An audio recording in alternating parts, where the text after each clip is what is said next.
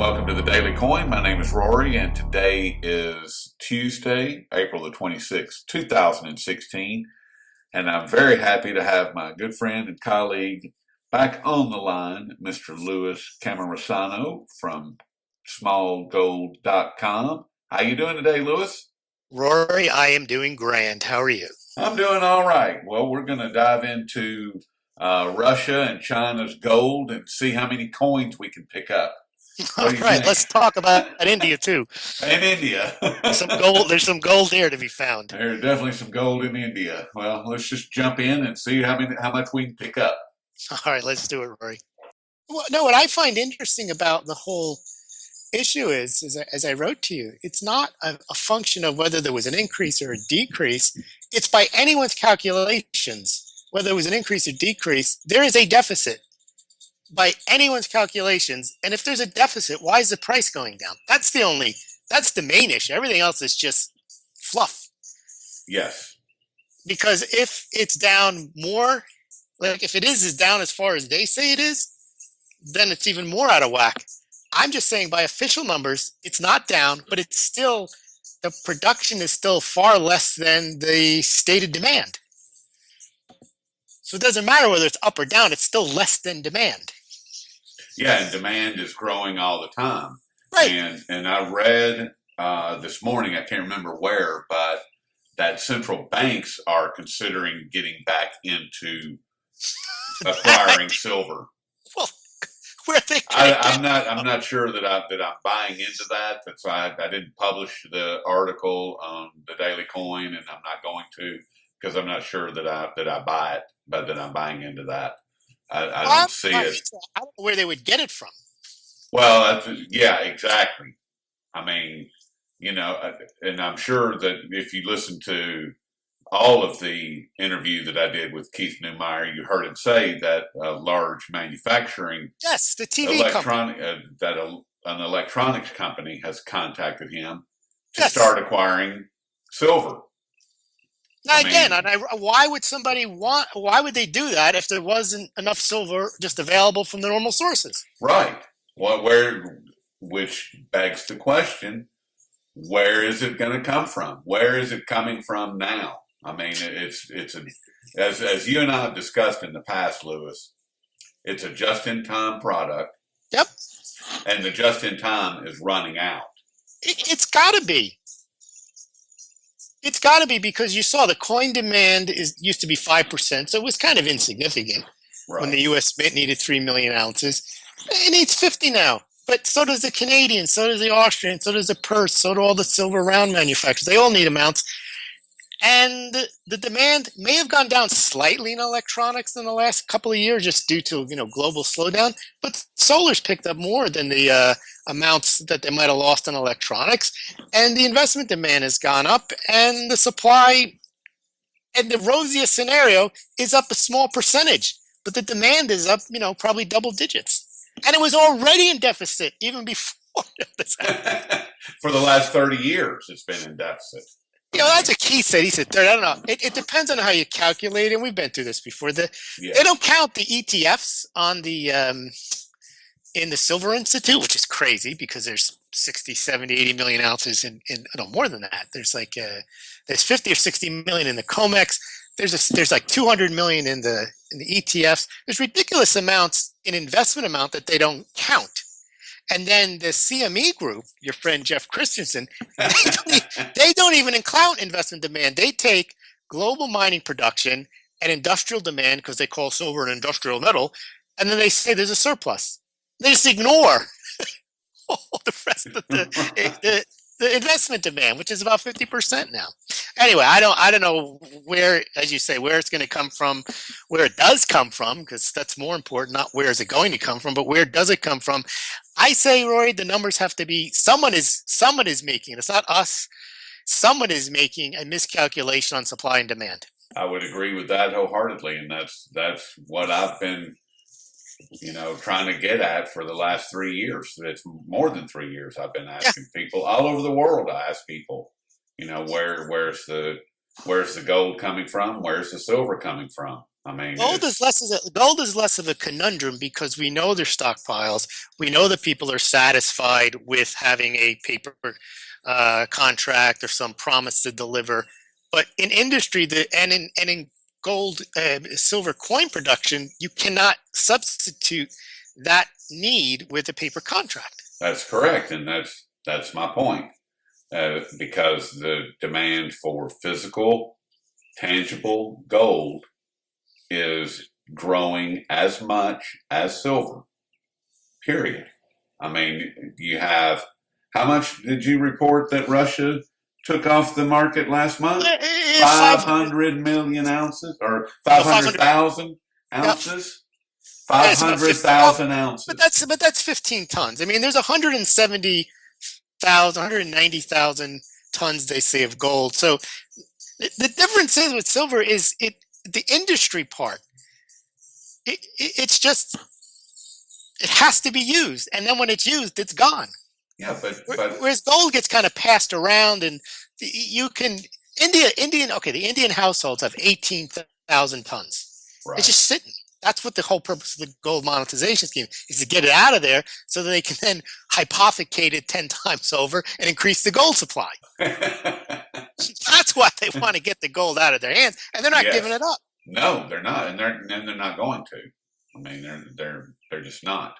But going back to Russia and their 500,000 ounces that they took last month, you said 15 tons. That's 3.5. That's a little over 3.5 tons a week. That's about a day and a half per week of global production that one source is removing from the market, and it's not coming back out. Well, one way of looking at it is if Russia is the third largest gold producer and they're taking 75% of their own mining supply, turning those rubles into gold, then that's gold that's not available for the market. That's then, Rory, correct. take the number one gold mining company, China. They're not letting any of the gold out of their country either. So number one and number three are consuming their entire supply.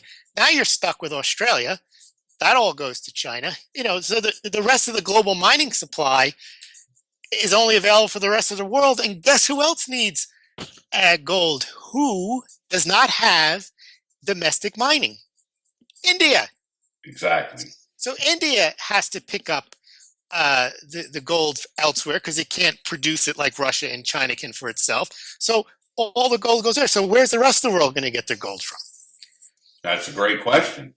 That's why I've been asking for the past 3+ years. Where's it coming from? I mean, I know that people, that gold in particular gets passed around, like you were saying. However, when it's at, $12.50 an ounce, most people aren't passing it around a whole lot.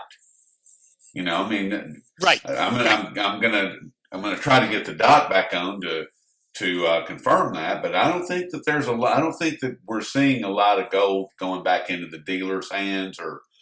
I have 3 different local coin dealers that I conduct business with each month. I talk to them, I ask them about how their month is going, about how their flea market is going, because they all come to the same flea market every month. Mm-hmm. And I ask them what's going on. I can see what they have, and I can find out where it's coming from. It's not coming. There are not individuals for any of these 3 coin dealers that I do business with that are bringing them gold or silver to sell back. They're not. They are having to go to their wholesale distributors in order to have product for their stores, period. They don't have any because people aren't bringing it back to them. Well, you would think India would have the same issue if there's 18,000 tons. And put that in context, the United States supposedly, with this massive 8,500 hoard of gold at Fort Knox, that's like 2 or 3 times the amount. And that gold should be sufficient for Indian consumption. They shouldn't have to import any gold. There's 18,000 tons in there already. But as you say, they're not passing that around. That is being that is being transferred generationally from one Indian family to the next. It's not being, there's not a vibrant market where they go into town, the villagers, and they trade gold. No, they buy it and they give it to each other, and they buy it and they hold it for decades. For generations, as you Generations, said. exactly. Because the parents buy it and give it to primarily to their daughters and that becomes their only source of wealth. And then they have a family, and then it goes to the next one. They have a family, and it goes to it never comes back out. And then they're supposed to turn it in for some government bond to get rupees for it. Hey, yes. It's comical. It is comical. It's ridiculous. So, by the way, the ETF holdings are talking about stockpiles of silver, about 320 million ounces. And then COMEX, I think, has, with JP Morgan and so on, anywhere between 50 and 70 million. So those are the only two known stockpiles. And as you know, the silver shouldn't come out of there, right? I mean, but the silver could come out just like people suspected the gold came out of the gold ETF to satisfy physical demand. The silver ETFs could be doing the same thing. They could be supplying from the silver ETFs the physical silver and, just putting it shit there saying, well, no, it's in there. And then people are buying the ETF assuming that their shares represent physical silver when maybe they don't. Well, if they're buying into the Sprott ETF, the PSLV, then right. There is. I mean, and that is the question that I'm asking, or what I'm seeing. I can't wait to see, I should say, is how the $5 billion worth of silver, $5.5 billion, that the Sprott ETF has just purchased. No, how long is that going to take? $75 million worth, but the green shoe, they can go up to $80 million. That would represent about 5 million ounces. 5 million ounces. Right. So, it shouldn't be hard to get 5 million ounces if there are approximately 800 million ounces mined every year, and there's supposedly 1 billion in the supply when you put in scrap. So getting 5 million ounces, that's a month's worth of American Silver Eagles. I shouldn't have trouble getting a small amount of silver. It's $75 million. It's not a lot of money in the grand scheme of things. Wish I had it, but he should be able to get it. Now, are you able to find out if that silver was purchased in short order, or is it just ordered and they're awaiting delivery? That's the $75 million question that I can't answer. And maybe I'll try to get him back on the line and see what's going on with that. That would imply tremendous tightness if you can't get 5 million ounces. Well, I mean, if you've got an electronics manufacturer calling up a mine and saying, hey, hook me up. Yeah. Sorry, but that screams of tightness. That is just, and I don't want to beat that dead horse, but what about China making a play just today for Eldorado Gold?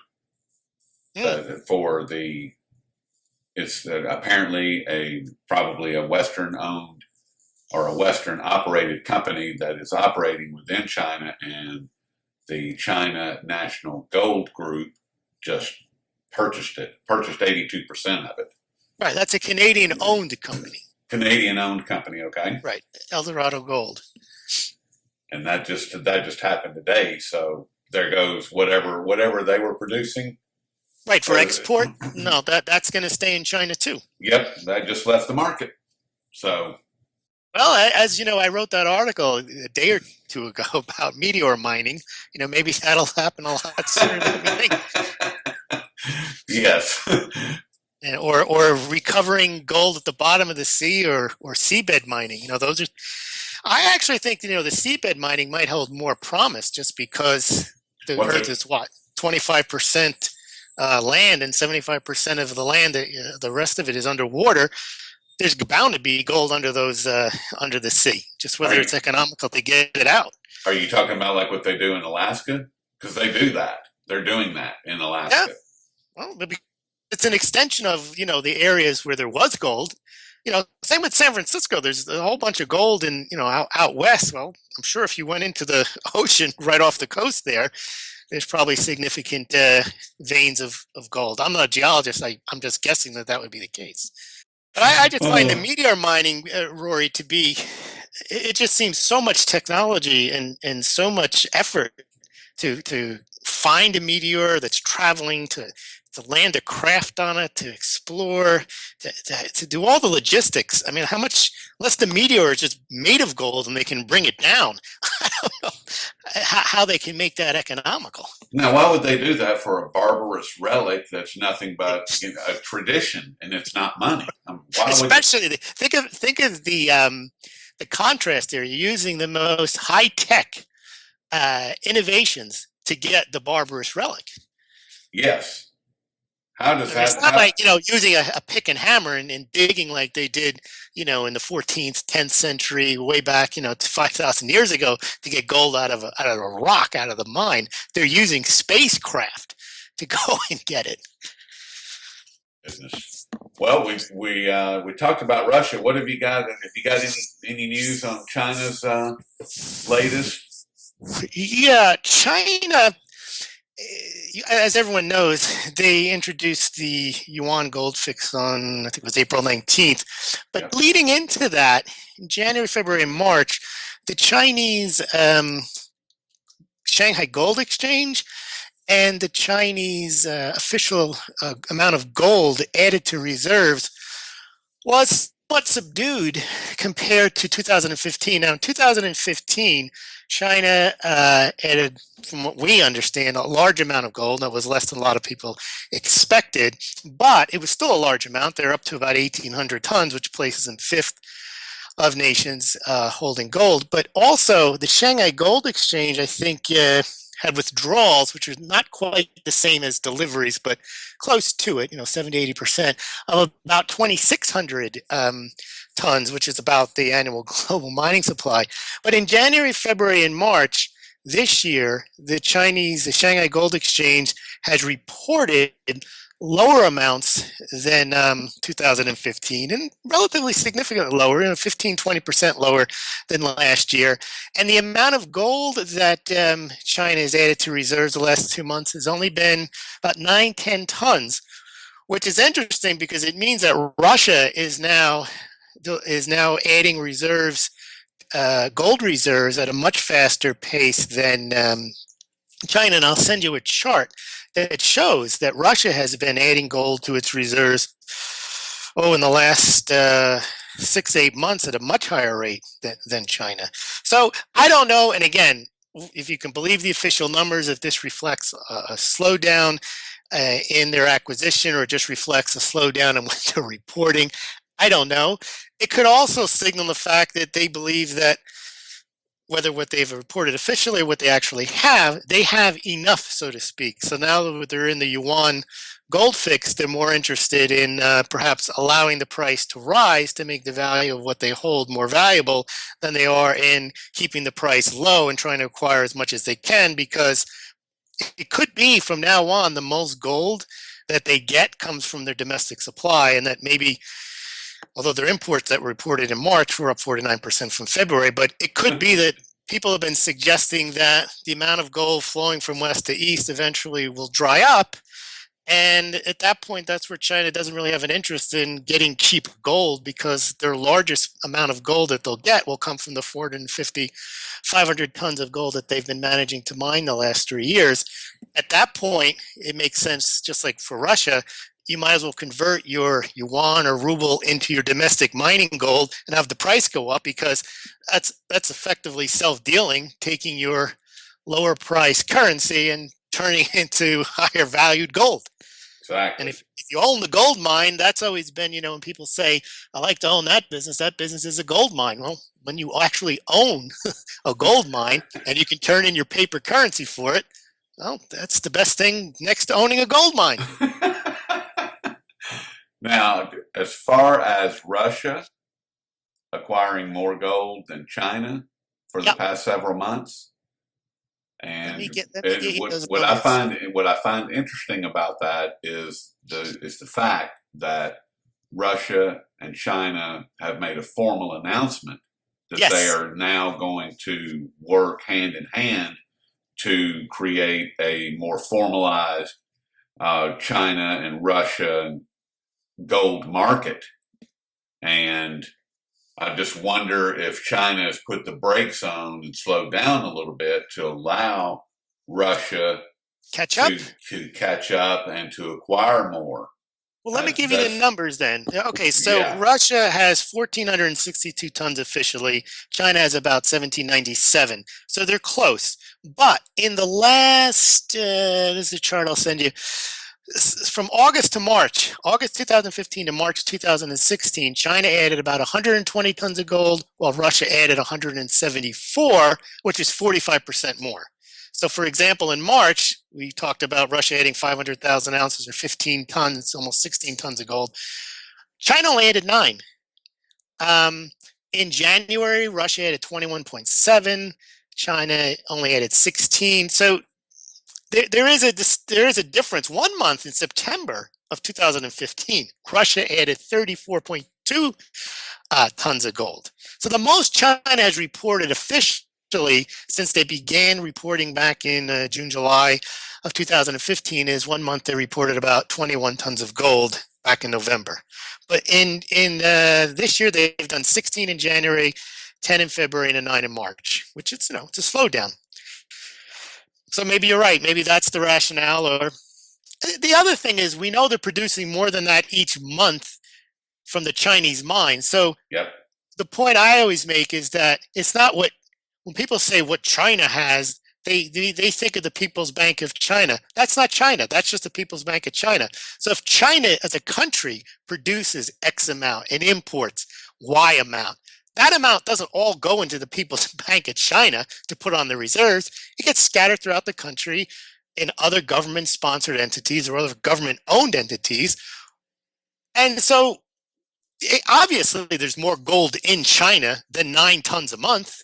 Just from their domestic mining supply, if you produce 450 tons of gold each month, each year, that's 37 tons a month. They don't add 37 tons a month to their gold reserves.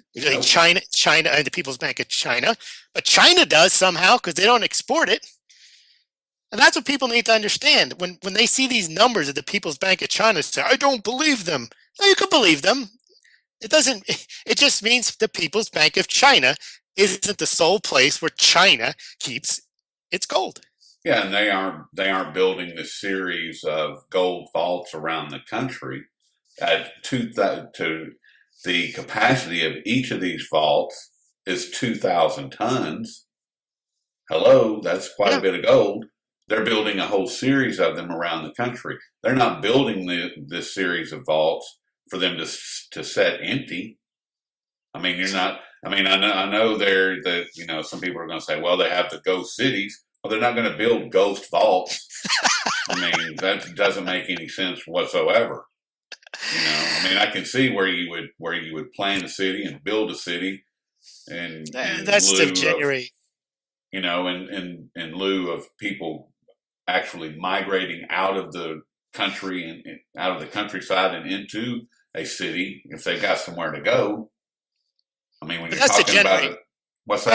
That's to generate GDP too, just to say they have construction work and they get people to do work. Yes, well, I understand they're digging holes and refilling them. but it wouldn't make sense to do that with a gold vault. No, and in fact, a gold vault isn't going to create that many jobs, and right. There's other things you can do if you want to waste time building stuff, like you just keep building higher and higher skyscrapers. Yes, exactly, which is what they're doing. And I get it, but so I think the difference between China and Russia, though, is China. There's another chart I can send you that shows Russian mining versus how much gold they add.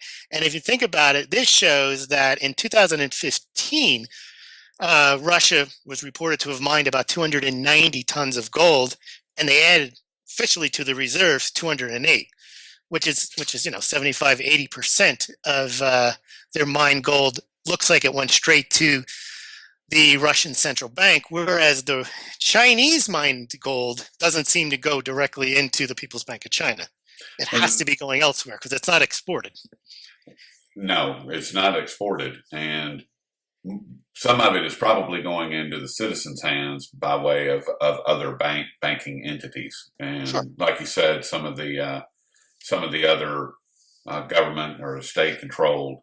There's other state-controlled banks that are, Yes. owned by the People's Bank of China, and they all keep separate balance sheets and they have separate reserves and so on. So certainly, they don't have to report any of their gold the way no, that the People's Bank of China for purposes of does. the IMF and getting in the Right. SDR. So China That's did the smart thing. They said, why do we have to show we have 7, 8, 10,000 tons of gold? 1,800 is enough. Look, England is in the SDR, and England's not even in the top 10 of gold holding nations. So they didn't, they only had to beat India to get into the SDR. I mean, only had to beat England to get into the SDR. Why would you do overkill? Excellent point. And Excellent being point. being in the SDR is not the be all and end all and what China wants, out of their financial life. It was something where it's nice to have, and they're involved, and they can keep an eye on what's going on there. But Right.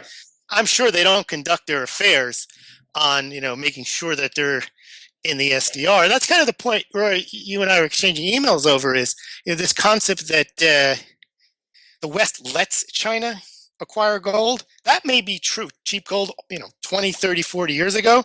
But I think China's at a point now where no one lets it do anything. It does what it damn well pleases because it has the financial clout to do so. It has the gold. It has the GDP. It has the population. It has the military. It doesn't need favors like it did when it was a financial basket case in the 1970s. I mean, it is a world player right now. And it's kind of hubris for the United States or some of the commentaries to make it sound like we let China do anything. No, we let China buy $1 trillion worth of our bonds. Garbage. We let ourselves become indebted to China. We let ourselves become indebted to Saudi Arabia to the point where Saudi Arabia, I don't know if you saw this, is threatening to dump its bonds if the United States passes the 9/11. Without getting into that issue, the point is that the United States has put itself in a position where it can be blackmailed by its creditors now. That's correct. Because there's $4 trillion worth of bonds, or some ridiculous amount. I'm estimating because I know China has 1.3 and Japan has 1.2 trillion. Between the two of them, that's 2.5 trillion. The Fed owns 4 trillion, 2 trillion because they own their balance sheet is 4 trillion. But there's so much debt out there in non-necessarily friendly hands. And the only way we can pay it back is by issuing more bonds. Well, that works, but then who's going to buy them? Good question. Yeah. The Fed, and the way I describe that is the Fed takes money out of the money that it printed out of nothing, out of its left pocket, and puts it in its right pocket and says, yes, we just bought bonds. That's the same thing they did with Social Security money. The Yeah. money went into the Social Security fund, and the politicians said, well, that's money we can use on whatever else we want to spend it on. And we owe it to ourselves, so not a problem. Not a problem. Until it is. Until somebody wants to get paid. Either that's retirees, or China, or Japan, or whomever. People you owe money to want to get paid. Yep. They want it paid in the value in which they gave. Not necessarily. And that's going to be the real problem, is paying it in the value. Right, but that is a quote from Greenspan. You should probably post this one. It's very telling.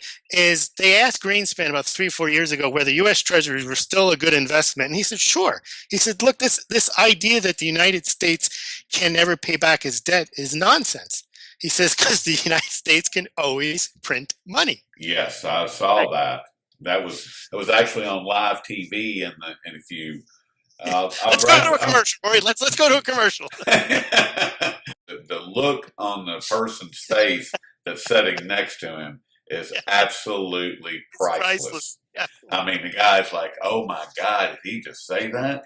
Yeah. Well, the thing Greenspan says, Roy, are fascinating because he says gold is the premier currency which no fiat currency could ever approach. He says all these wonderful things, but while he was the chairman, he was full on Keynesian, and he abandoned all of his his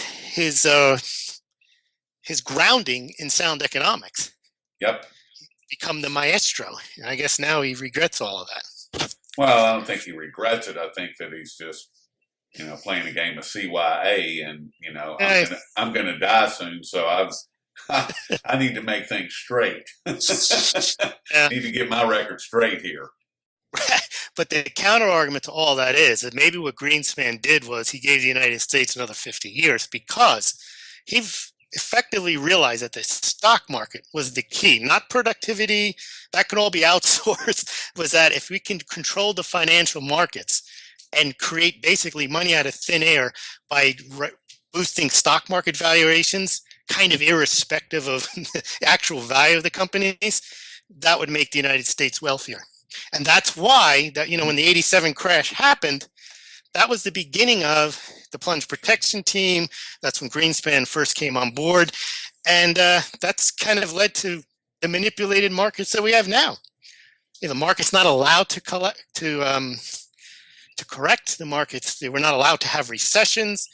And we saw that got to the point where when we were going to have a massive recession, they stepped in and they, quote, provided liquidity. It echoes of Greenspan, what he did in 87 on a smaller scale. Central bank stands ready, willing, and able to provide liquidity. And that now means, like with Draghi, whatever it takes, they'll just print whatever they.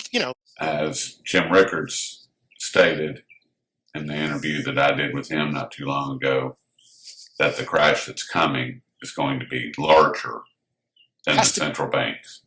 It's going to, because the S&L crash in the late 70s, early 80s, that was handled by Wall Street. Wall Street cleaned that up, and the Fed had their back, gave them what they needed, which was very little.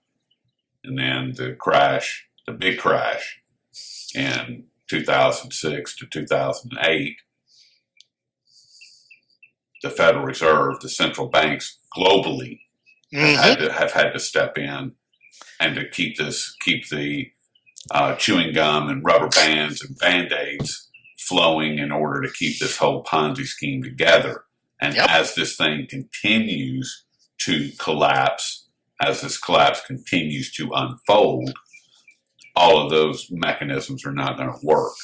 They're not working now, and we're starting to see that.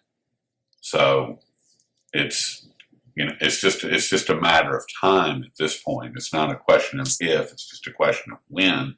Absolutely. And the situation that I see unfolding with something as people may see it as an insignificant conversation, but when you have someone like Kazakhstan having a formal meeting with the Shanghai Gold Exchange and them openly discussing gold being the money that will create the One Belt, One Road project, that's an issue. When you have China and Russia openly discussing creating a gold market between the two predominant gold buyers, that should be major league red flags. I should say something's getting close. We just took a huge leap forward in this unfolding collapse. At least that's the way that I see it. I agree with you, Rory, because the reason that people don't view it that way is we have been desensitized to sound money, and we have been force-fed this diet of the dollar is everything, and people want our dollars, and that's just taken as a given, but not because they're backed by anything. It's just because they are. And that is basically the definition of fiat, because we say so.